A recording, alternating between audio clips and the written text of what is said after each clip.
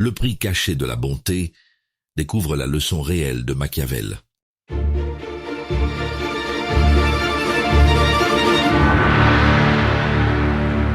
La scène se déroule dans une réunion tendue, quand une accusation glisse, injuste, presque gratuite. Le plus calme de la table est celui qu'on pointe du doigt, précisément parce qu'il est toujours conciliant, toujours disponible. Il faut que j'explique. Ils vont comprendre si j'explique. Il se lance, détaille, justifie sa bonté et sa générosité devant tous. En une phrase, il a offert sa défaite. Combien de fois as-tu fait exactement la même erreur? La vérité brutale, sa justification était un aveu de faiblesse. Dans les jeux d'autorité, la bonté aveugle devient prévisible, et ce qui est prévisible invite à l'exploitation. Plus on donne sans limite, plus la perception bascule. Le masque de la vertu remplace la force réelle, et l'autre apprend qu'il peut exiger davantage. Machiavel n'enseignait pas la manipulation, il enseignait la protection. La vertu consiste à doser, à choisir le silence ou la fermeté, pour ne pas offrir sa vulnérabilité à la fortuna. Et c'est là que commence la bonté stratégique. Dans cette vidéo, tu vas découvrir 7 principes machiavéliens pour comprendre le coût de la bonté et restaurer ton autorité sans renier tes valeurs. Tu apprendras comment fixer des limites claires, préserver tes ressources et transformer la générosité en force durable plutôt qu'en piège. Le 7e principe est celui que tu n'oublieras jamais. Reste jusqu'à la fin, abonne-toi à notre chaîne Machiavel, laisse-nous un like sous cette vidéo et écris en commentaire « Je choisis la bonté stratégique ». Le pouvoir ne se réclame pas, il se comprend. Observons la première limite. Le coup de la bonté ronge l'autorité sans bruit. Tu t'en souviens, ce jour où tu as accepté de reprendre le travail d'un collègue en retard, pensant rendre service. Tu as voulu être bienveillant, discret, utile. Une semaine plus tard, on te l'a naturellement confié à nouveau, sans remerciement, sans reconnaissance. Ce qui était un geste de bonté est devenu une habitude exploitée, et ton autorité a perdu un morceau de sa force. Tu ressens alors une gêne sourde. Pourquoi ce que tu offres avec le cœur finit-il par t'affaiblir? Tu voulais faire le bien, pas être pris pour acquis. Pourtant, plus tu donnes, plus l'autre exige, comme si ta générosité effaçait ton droit au respect. Le malaise s'installe, ta bonté a un coût invisible. Machiavel t'enseigne à regarder ce mécanisme avec lucidité. Celui qui ne protège pas son autorité se voit tôt ou tard réduit à l'obéissance. L'apparence du gentil rassure les autres parce qu'elle est prévisible. Or, ce qui est prévisible se contrôle. La vertu, c'est savoir quand offrir et quand se retenir. La bonté stratégique consiste à doser pour ne pas nourrir l'exploitation. Imagine maintenant une autre scène. Tu aides un proche en difficulté financière. La première fois, il te remercie chaleureusement. La 3e fois, il te reproche presque de ne pas avoir anticipé ses besoins. Ton aide n'est plus perçue comme un cadeau, mais comme une dette que tu lui dois. Là encore, le masque de la vertu t'enferme dans un rôle d'inépuisable sauveur. Dans ces 2 cas, le schéma est identique. Ta bonté devient norme, ta générosité perd sa valeur, et ton autorité s'efface doucement. L'esprit machiavélien dévoile ici la logique humaine. Ce qui est offert sans limite n'est plus respecté. Machiavel observait déjà que les hommes préfèrent exploiter une constance que craindre une rareté. Protéger ta bonté demande donc discipline et réalisme. Fixe des limites visibles. Un non clair vaut mieux qu'un oui résigné. Préserve ton énergie avant qu'elle ne soit épuisée par ceux qui confondent disponibilité et devoir. Montre parfois la fermeté d'un lion plutôt que la douceur du renard. Cette alternance crée le respect et rétablit ton équilibre intérieur. Il faut qu'un prince qui veut se maintenir apprenne à ne pas être toujours bon. Cette phrase de Machiavel n'est pas un appel à la dureté mais à la lucidité. Elle te rappelle que la vraie bonté protège avant de donner. Elle construit au lieu d'épuiser. Transforme ta gentillesse en puissance maîtrisée, car mieux vaut être bon avec discernement que généreux jusqu'à sa propre disparition. Explorons la deuxième limite. La gentillesse constante invite l'exploitation ordinaire. Tu connais cette scène. Tu rends toujours service. Tu es celui ou celle qu'on appelle, quand il faut, dépanner vite. Au début, c'est flatteur. Ta bonté te donne une place, une utilité. Mais peu à peu, les demandes se multiplient. Et un jour, tu réalises que ton aide n'étonne plus personne. Elle est devenue un dû. Ce qui était un signe de générosité s'est transformé en autorisation tacite d'abuser de toi. Alors vient la frustration. Tu te demandes pourquoi les autres profitent, sans vergogne. Tu croyais que ta disponibilité créerait du respect, mais elle a installé l'habitude. Le malaise s'installe silencieusement. On t'exploite parce que tu sembles incapable de dire non, et le coup de la bonté devient intérieur, fatigue, rancune, perte d'estime. Machiavel t'enseigne ici une première vérité. La constance sans discernement est vulnérable. Celui qui veut maintenir son autorité doit comprendre la nature humaine. Les hommes s'habituent à tout, surtout à ce qui leur est favorable. La vertu consiste donc à choisir quand être bon et quand se taire, car la bonté stratégique protège mieux que la générosité impulsive. Imagine maintenant une autre situation. Au travail, tu proposes toujours ton aide pour soulager l'équipe. Mais lorsque vient le moment d'une promotion ou d'un crédit collectif, ton nom disparaît des discussions. On reconnaît tes efforts seulement quand il faut encore te charger davantage. Là encore, ta douceur devient une faille visible. Ta bienveillance t'expose à l'exploitation ordinaire déguisée en reconnaissance polie. Dans ces deux expériences se cache un même schéma. Plus ta bonté est constante, plus elle perd son pouvoir symbolique. Machiavel aurait parlé d'apparence contre réalité. On te voit serviable, donc malléable, généreux, donc manipulable. Le masque de la vertu attire ceux qui savent profiter des âmes trop prévisibles. Ta gentillesse devient leur opportunité, pas leur gratitude. La lucidité machiavélienne t'invite à rétablir l'équilibre par des limites claires, refuse parfois calmement, fais sentir que ton aide a une valeur rare, établis des règles simples. Ton temps n'est pas gratuit, ton énergie est précieuse, et ton respect ne se négocie pas. En agissant ainsi, tu ne trahis pas ta bonté, tu la protèges pour qu'elle dure. C'est là toute la différence entre naïveté morale et intelligence émotionnelle disciplinée. Il vaut mieux être craint qu'aimé, si l'on ne peut être les deux, écrivait Machiavel, non pour prêcher la dureté, mais pour rappeler que le respect précède l'amour sincère. La vraie bonté ne se prouve pas par sacrifice constant, mais par discernement lucide. Apprends à doser ta lumière pour qu'elle éclaire sans brûler. C'est ainsi que ta bonté redeviendra force plutôt que faiblesse. Dévoilons la troisième limite. La générosité crée la dépendance et efface la loyauté. Tu te rappelles sûrement de cette fois où tu as prêté ton aide à quelqu'un plusieurs fois de suite. Au début, il te remerciait sincèrement, puis peu à peu, ces remerciements ont disparu. Ce qui était un geste de bonté s'est transformé en attente. Il ne voyait plus ta générosité comme un don, mais comme une obligation. Ton bienfait a perdu sa valeur, et sans t'en rendre compte, tu as nourri une dépendance. Ce glissement crée une amertume silencieuse. Tu voulais élever, mais tu as créé une faiblesse chez l'autre. Il se repose sur toi, s'appuie sur ton énergie, et finit par t'en vouloir le jour où tu ne réponds plus. Le coup de la bonté se révèle alors brutalement. On t'accuse d'égoïsme parce que tu refuses simplement d'être épuisé.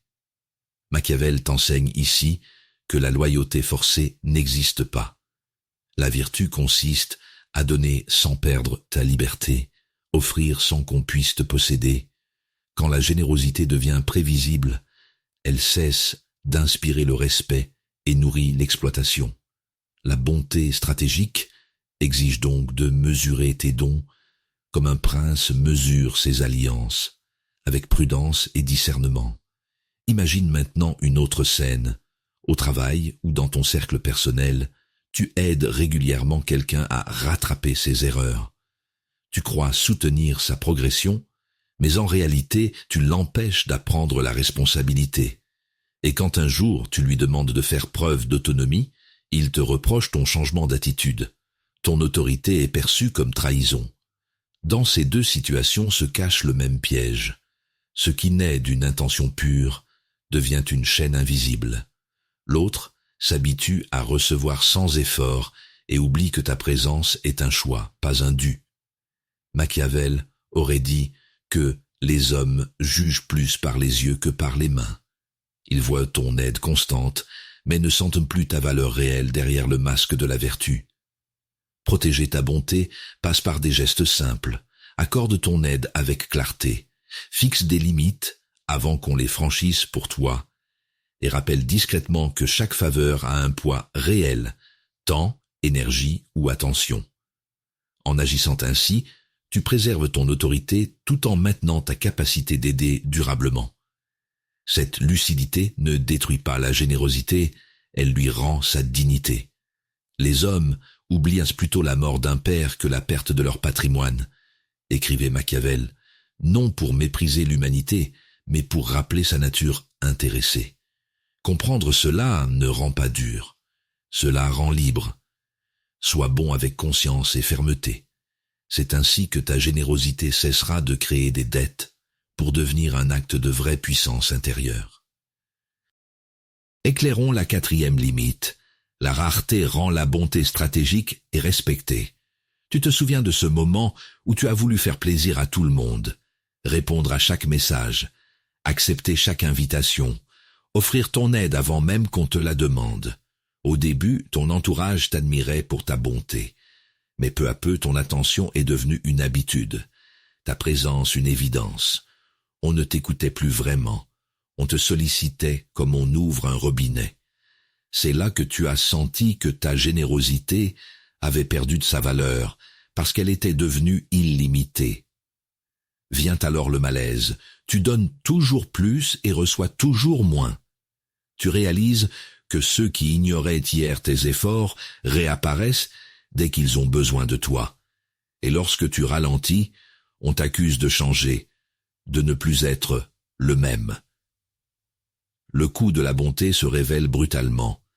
Ta constance a effacé ton autorité et ouvert la porte à l'exploitation ordinaire. Machiavel t'enseigne ici que la rareté crée le respect. La vertu consiste à doser ton aide, comme un stratège dose ses ressources, donner quand cela a du sens, se taire quand cela protège. La bonté stratégique n'est pas froideur, mais intelligence émotionnelle. Elle maintient la valeur symbolique de tes gestes en les rendant choisis plutôt qu'automatiques. Imagine une autre scène. Tu es au travail et cette fois, tu décides de ne plus dire oui systématiquement. Tu offres ton aide seulement quand elle compte vraiment pour le projet global. Étonnamment, les autres commencent à écouter tes avis avec plus d'attention. Ta parole pèse davantage parce qu'elle n'est plus dissoute dans une disponibilité permanente. En limitant ton offrande, tu redonnes du poids à ton autorité. Ces deux situations révèlent un même mécanisme psychologique.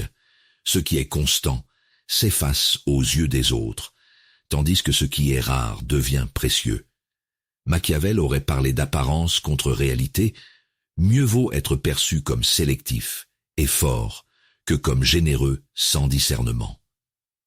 L'homme s'habitue au confort gratuit, mais respecte ce qui demande effort ou mérite. C'est là toute la nature humaine, mise à nu par le réalisme machiavélien.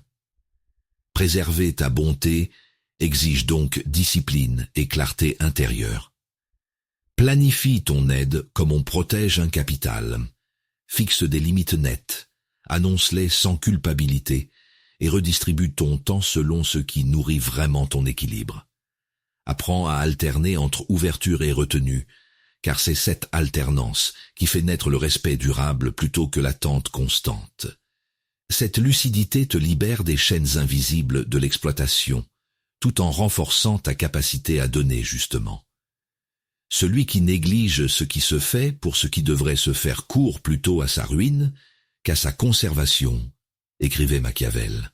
Ce réalisme n'invite pas à la dureté mais à la sagesse. Vois le monde tel qu'il agit, non tel que tu voudrais qu'il soit. Sois bon avec discernement, ferme sans cruauté. Ainsi ta bonté cessera d'être épuisée pour devenir une force respectée et durable, celle d'un esprit libre, capable d'équilibrer cœur et autorité. Discernons la 5e limite. Le masque de la vertu compte plus que l'intention. Tu connais cette situation, tu donnes tout, tu fais les choses avec sincérité, mais malgré ta bonté, on te juge froidement. Tu expliques tes bonnes intentions, tu crois qu'elles parleront d'elles-mêmes. Pourtant, ce que les autres retiennent, ce n'est pas ton cœur, mais ton apparence. Tu comprends alors que dans un monde d'images, la perception de ta vertu pèse plus lourd que sa réalité. Ton authenticité est invisible derrière le masque que les autres t'imposent. Ce constat provoque une frustration profonde. Tu pensais que la vérité intérieure suffisait à inspirer respect et loyauté. Au contraire, elle t'a rendu vulnérable. Le malaise vient de là. Ceux qui ne voient pas ton intention jugent ton silence comme faiblesse et ta patience comme soumission. Tu ressens alors l'injustice de vivre dans un théâtre où la bonté doit se déguiser pour être entendue. Machiavel t'enseigne ici une révélation essentielle. Il ne suffit pas d'être vertueux, il faut aussi paraître fort. L'apparence fait partie du pouvoir. Celui qui néglige cette dimension perd son autorité sans comprendre pourquoi. La vertu consiste à maîtriser cette dualité, être sincère intérieurement mais conscient extérieurement, car c'est ainsi que la bonté devient stratégique plutôt qu'exploitée. Imagine maintenant un autre contexte. Au travail, tu choisis toujours la voie calme lors des conflits. Ton intention est noble, préserver l'harmonie. Pourtant, ton silence est interprété comme faiblesse. Les plus bruyants imposent leurs décisions pendant que ta modération s'efface. Ce n'est pas ta valeur morale qui manque, c'est l'apparence de fermeté qui te protège mal, dans un environnement dominé par la perception du pouvoir. Ces deux situations révèlent un même schéma. Le monde ne récompense pas la pureté des intentions, mais la maîtrise des symboles. Celui qui comprend le masque de la vertu sait quand montrer douceur et quand afficher autorité. Machiavel aurait dit que les hommes jugent généralement plus par les yeux que par les mains. Ils voient ce que tu sembles être avant d'écouter ce que tu es vraiment. C'est pourquoi la bonté sans image d'autorité attire l'exploitation plutôt que le respect. Pour te protéger, adopte une lucidité active. Montre parfois ta fermeté avant qu'on doute de ta force intérieure. Utilise le silence comme un signal de maîtrise et non comme une absence. Pose tes limites clairement, sans justification émotionnelle inutile.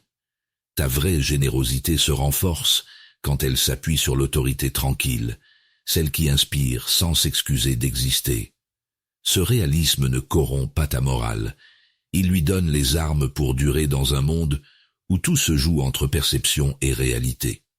Tout le monde voit ce que vous paraissez. Peu connaissent à fond ce que vous êtes, écrivait Machiavel. Cette phrase te rappelle une chose simple. Il ne s'agit pas de devenir dur, mais conscient du regard des autres.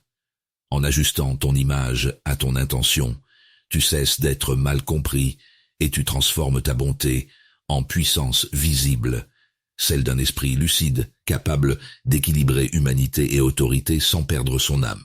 Perdre. Reconnaissons la 6e limite. Dire oui épuise les ressources et trahit soi-même. Tu t'en souviens sûrement. Ce moment où tu as accepté une demande alors que tout en toi criait non. Par peur de décevoir, tu as souri. Tu as dit « bien sûr ». et tu t'es retrouvé à porter une charge que personne ne voyait vraiment. Jour après jour, ton énergie s'est vidée sans que personne ne s'en rende compte. Ta bonté s'est transformée en fatigue et ton silence en servitude volontaire. Ce qui avait commencé comme un acte généreux est devenu une trahison de toi-même. La frustration naît alors d'un paradoxe douloureux. Plus tu veux bien faire, plus tu te perds dans les attentes des autres. Tu réalises que ta générosité, si noble en apparence, a un coût intérieur énorme. Elle ronge ton temps, ton calme, ton autorité. Le coût de la bonté n'est plus seulement social, il devient personnel. Machiavel t'enseigne ici que l'autorité commence par la maîtrise de soi. Celui qui dit toujours oui perd sa vertu, il remet son pouvoir entre les mains d'autrui. La fortuna, ces circonstances imprévisibles, favorisent souvent ceux qui savent préserver leurs ressources plutôt que ceux qui les dilapident pour plaire. La bonté stratégique consiste donc à donner sans se sacrifier, à servir sans se dissoudre. Imagine maintenant une autre situation. Tu es ce collègue qu'on appelle tard le soir, pour juste un dernier détail. Tu réponds encore, parce que c'est dans ta nature d'aider, mais au fond, tu sens le déséquilibre grandir, personne ne t'épargne jamais le même effort en retour. Ton temps devient invisible parce que tu n'en fixes pas la valeur, ta disponibilité devient ton piège. Dans ces deux situations se cache le même mécanisme psychologique. L'absence de limite transforme la bonté en ressource gratuite. L'exploitation naît non pas de la méchanceté des autres, mais du manque de frontières claires.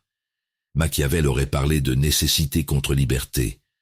Tant que tu ne définis pas ce qui t'appartient, les autres décident à ta place comment te consommer.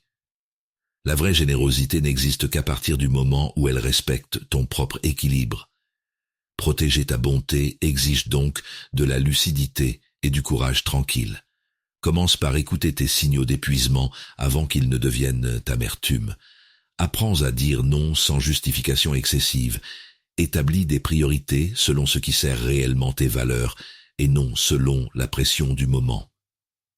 Souviens-toi que préserver ton énergie n'est pas un acte égoïste, mais une condition pour continuer à donner avec justesse et impact réel.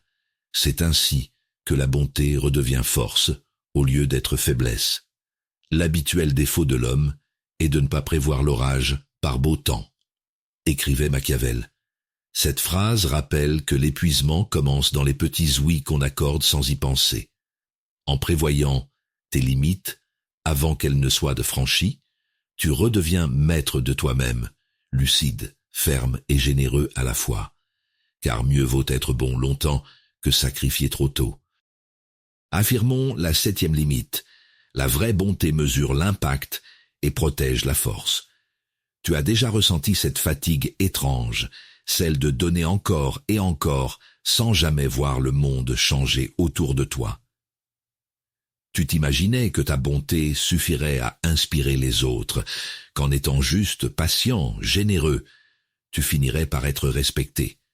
Mais la réalité frappe. Malgré toute ton abnégation, ceux que tu aides ne se transforment pas forcément. Et parfois, ils s'habituent simplement à ta présence, comme à une ressource inépuisable. Ce moment où tu réalises que tes efforts sincères n'ont pas produit de vrais résultats marque le début d'une lucidité nouvelle.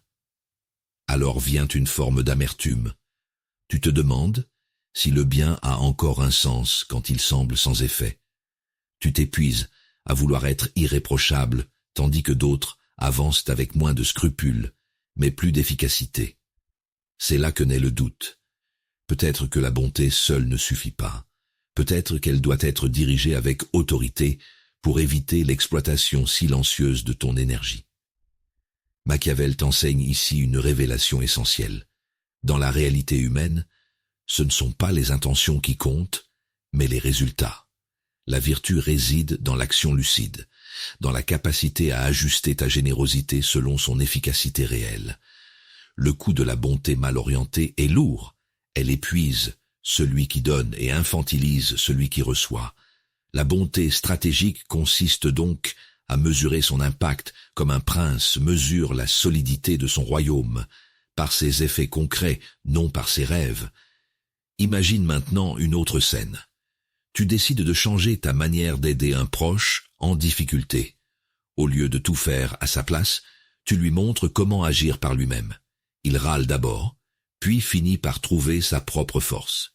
Cette fois-ci, ta bonté a créé du pouvoir chez l'autre au lieu de nourrir sa dépendance. Tu comprends alors que la vraie générosité ne vise pas à plaire mais à rendre autonome.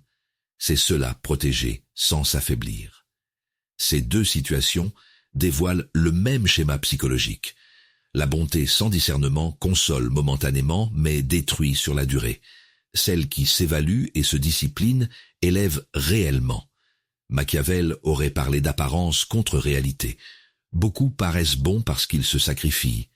Peu le sont vraiment parce qu'ils savent équilibrer cœur et raison. L'efficacité devient alors une forme supérieure de morale. Elle relie compassion et autorité au lieu de les opposer. Pour te protéger, adopte 3 réflexes machiavéliens simples. Observe toujours l'impact réel de ce que tu offres avant d'y mettre ton énergie. Fixe-toi un seuil clair entre aide constructive et complaisance épuisante. Apprends enfin à retirer ton soutien quand il entretient une faiblesse, plutôt qu'il ne renforce une force. Cette lucidité ne réduit pas ton humanité. Elle la rend durable et respectée. En appliquant cette prudence active, tu transformes ta bonté en autorité tranquille, capable d'agir juste sans se sacrifier inutilement. La fortune dispose de la moitié de nos actions, mais elle en laisse l'autre moitié en notre pouvoir, écrivait Machiavel. Cette phrase te rappelle que ton influence dépend moins du hasard que du discernement avec lequel tu emploies ta générosité. Ne cherche plus à prouver que tu es bon. Deviens efficace dans ton bien. C'est ainsi que ta bonté cessera d'être vulnérable pour devenir force consciente, équilibrant enfin compassion et puissance intérieure. Tu n'es plus celui ou celle qui croyait que la bonté suffisait à créer le respect. Tes yeux se sont ouverts sur le coût de la bonté. Tu as compris que sans limite, elle fragilise ton autorité et invite l'exploitation. Cette lucidité t'a transformé. Tu sais désormais que la générosité doit s'allier à la fermeté, que le masque de la vertu protège autant qu'il dévoile, et que la bonté stratégique est une forme d'intelligence émotionnelle supérieure. Comme l'écrivait Machiavel, il faut être renard pour connaître les pièges et lion pour effrayer les loups. En toi, ces 2 forces cohabitent désormais, discernement et puissance, une vertu née de l'expérience, prête à affronter la fortuna, sans perdre ton humanité. Rejoins maintenant cette communauté de lucides bienveillants qui refusent d'être naïfs pour mieux rester vrais. Partage cette vision machiavélienne où la connaissance protège, où chaque acte de bonté devient choix conscient plutôt que réflexe épuisant. Abonne-toi à notre chaîne, laisse-nous un like sous cette vidéo et transmets ce message à ceux dont la gentillesse mérite d'être armée de sagesse. Car voir clair, c'est aimer juste, et cette lucidité est ta liberté.